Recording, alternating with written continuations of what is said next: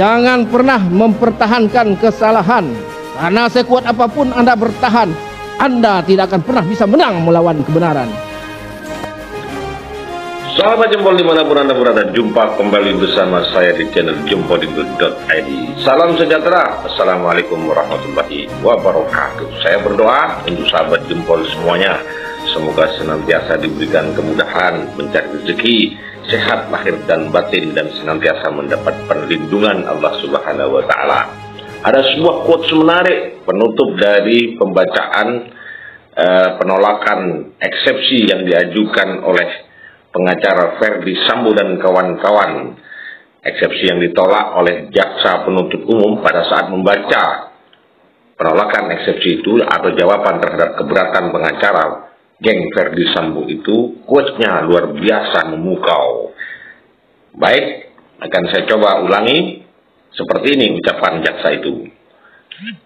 Janganlah engkau mempertahankan kesalahan, karena sekuat apapun Anda mempertahankan kesalahan, tidak akan kuat melawan kebenaran. Ini sungguh luar biasa.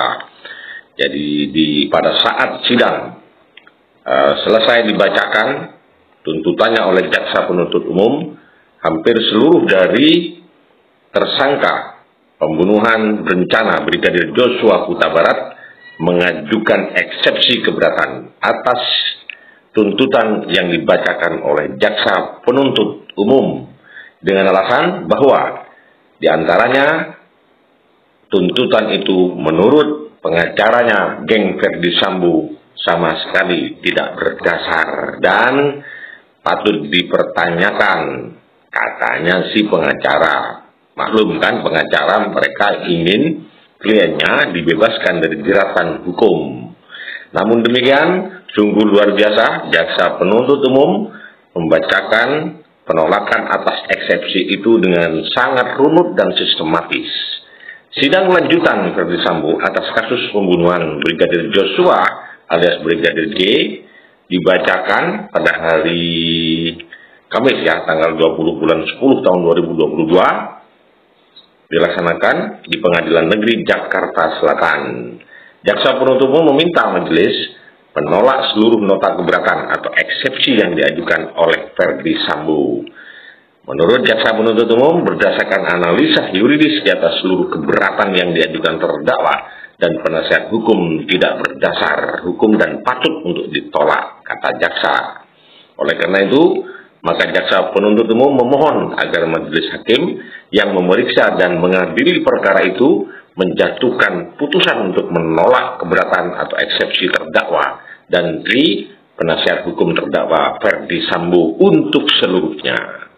Jaksa menganggap seluruh dakwaan Ferdy Sambo telah cermat dan sesuai aturan hukum. Oleh karena itu, jaksa juga meminta perkara Ferdy Sambo dilanjutkan ke tahap pemeriksaan saksi, menyatakan pemeriksaan terdakwa Ferdy Sambo tetap dilanjutkan. Sebelumnya, Ferdy Sambo didakwa melakukan pembunuhan berencana terhadap Brigadir Joshua Huta Barat dan perbuatan itu dilakukan bersama-sama dengan Richard Eliezer Kulihang Lumiu, Putri Chandrawati, Ricky Rizal Wibowo, dan Kuat Ma'ruf. Kemudian ada yang namanya obstruction objection, yakni penghalang-halangan terhadap penyidikan yang itu menyeret hampir 100 personel kepolisian. Mereka melakukan dan yang menyuruh melakukan dan turut serta melakukan perbuatan dengan sengaja dan dengan rencana terlebih dahulu merampas nyawa orang lain. Ucapan jaksa saat membacakan surat dakwaan dalam persidangan di Pengadilan Negeri Jakarta Selatan. Ferdy Sambo diadili dengan pasal 340 KUHP, subsidiar pasal 338, KUHP Jungto pasal 55 ayat 1 ke 1 KUHP. Ferdy Sambo juga didakwa merintangi penyidikan dalam kasus pembunuhan Joshua. Ferdy Sambo pun melawan atas dakwaan jaksa penuntut umum terkait dua kasus itu. Pihak kuasa hukum yang meminta majelis hakim menyatakan dakwaan jaksa batal demi hukum. Tim penasihat hukum terdakwa berpendapat atau berkesimpulan bahwa surat dakwaan penuntut umum harus dinyatakan batal demi hukum, kata tim pengacara Ferdy Sambo, yang diantara mereka ada dua mantan pegawai KPK yang kita kenal sebagai aktivis anti korupsi, dan netizen menyorotinya sebagai sesuatu yang kurang etik lah ketika seseorang yang dikenal oleh publik sebagai mantan pegawai KPK kemudian dikenal sebagai aktivis anti korupsi lantas membela seseorang atau beberapa kelompok orang yang dinyatakan telah menjadi tersangka dalam kasus pembunuhan berencana.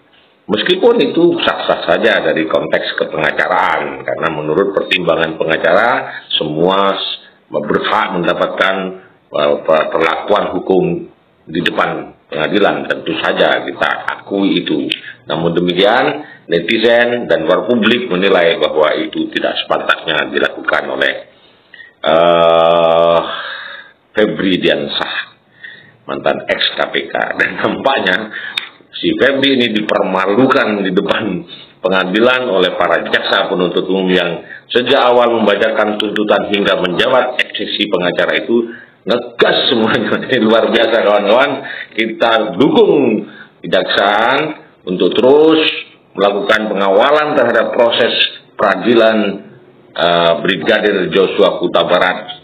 Semoga mendapatkan keadilan almarhumah Brigadir Joshua Huta Barat, diampuni Tuhan oleh Yang Maha Esa, dan keluarganya diberikan kesabaran, serta siapapun yang terlibat dalam peristiwa pembunuhan almarhum Brigadir Joshua Huta Barat mendapat hukuman yang setimpal, tentu dengan hukuman yang seadil-adilnya. Demikian sahabat jempol, semoga informasi ini bermanfaat bagi kita semua. Senantiasa menjaga diri, senantiasa berbahagia. Salam sejahtera. Wassalamualaikum warahmatullahi wabarakatuh.